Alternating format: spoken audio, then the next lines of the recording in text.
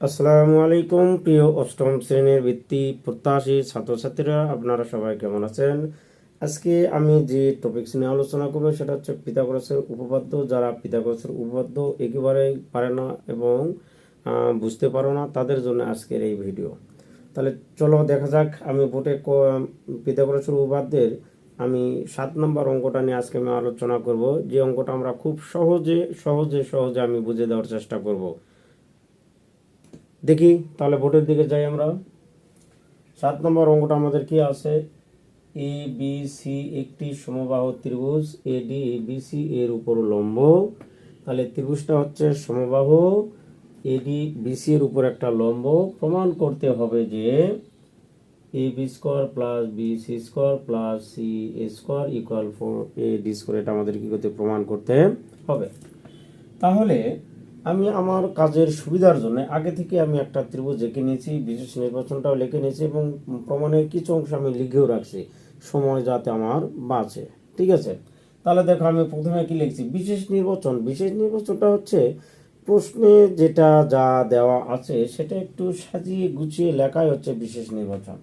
তাহলে বিশেষ নির্বাচনটা আমি কি লিখছি, এ বি সি একটা, দেখো এ বি সি একটা সমবায় ত্রিভুজ আমি আঁকছি, আবার এডিটা বিসির উপর লম্ব, এটা আমি এঁকে নিয়েছি। ঠিক আছে, এভাবে আঁকে নিলাম। তারপর দেখো বিশেষ নির্বাচনটা কি। বিশেষ নির্বাচন, মনে করি এ বি সি একটি সমবাহু ত্রিভুজ। এই যে এ বি সি একটি সমবাহু ত্রিভুজ যেখানে আছে, তারপর লিখছি এডি বিসি এর উপর লম্ব। এই যে এডি বিসি এর উপর লম্ব এইটু লিখছি। প্রমাণ করতে হবে যে, প্রমাণ করতে হবে যে, আমি বাড়তি কি লিখছি, প্রমাণ করো যে এখানে আছে, আর আমি লিখছি প্রমাণ করতে হবে যে A B square plus B C square plus C A square equal হচ্ছে কি 4AD স্কোয়ার। এটা আমাদের প্রমাণ করতে হবে।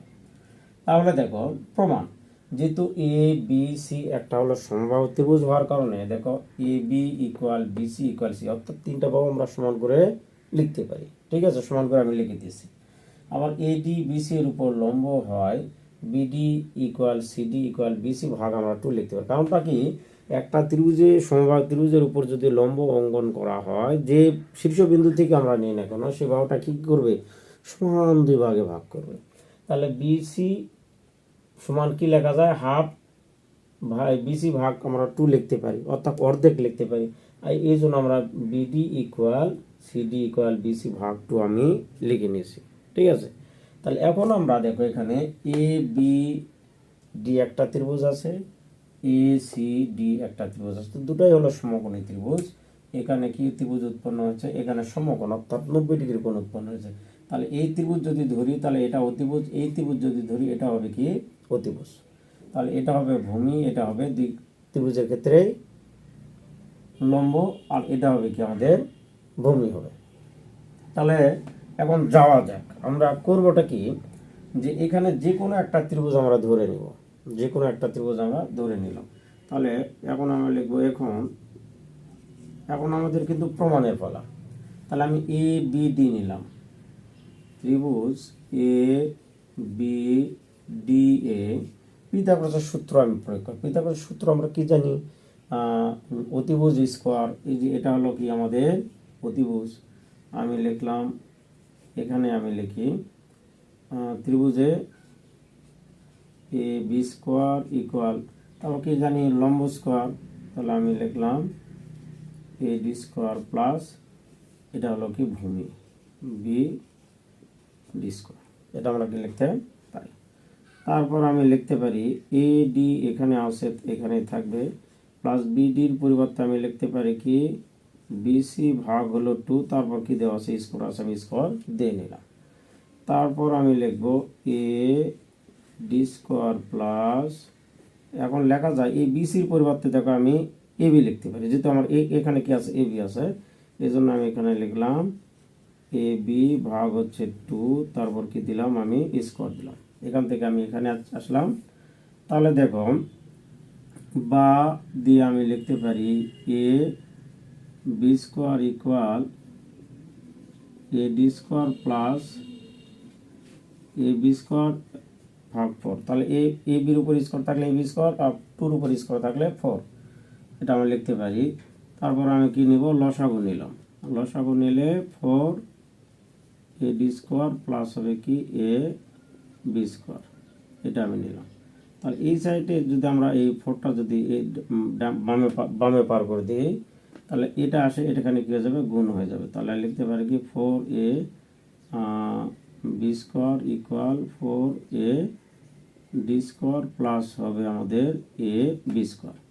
তাহলে এখন যদি আমি 4a বি স্কোয়ার মাইনাস হবে কি এ বি স্কোয়ার ইকুয়াল হবে কি 4a ডি স্কোয়ার। আমি যদি এখন এই 4a বি স্কোয়ার থেকে যদি এই এ বি স্কোয়ারটা যদি আমি বাদ দিয়ে দিই, তাহলে আমি বাদ দিয়ে যদি দিই, তাহলে কী হবে 3a বি স্কোয়ার ইকুয়াল লেখা যায় কি 4a ডি স্কোয়ার। তাহলে এখন এটাকে আমি কৌশল করে সাজিয়ে লিখব। তাহলে আমি লিখতে পারি A B square plus A B square plus A B square equal লিখব কি 4a ডি স্কোয়ার লিখলাম। লেখার পরে আমি কেন লিখলাম, দেখো A B square plus A B square plus A B square মানে তিনটা যোগ করে যদি আমি দিই, তাহলে 3a বি স্কোয়ার হবে।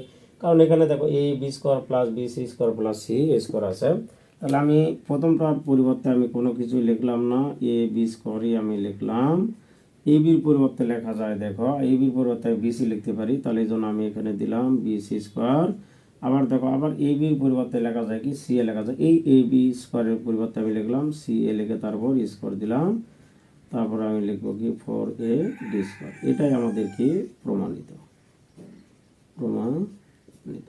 ঠিক আছে। তাহলে এই রকম যে আমাদের উপপাদ্যগুলো থাকবে, আমরা বিধাবচার সূত্রের সাহায্যে সহজে আমরা বুঝিয়ে বুঝিয়ে অঙ্কগুলো করতে পারি। ঠিক আছে, ভালো থাকবেন।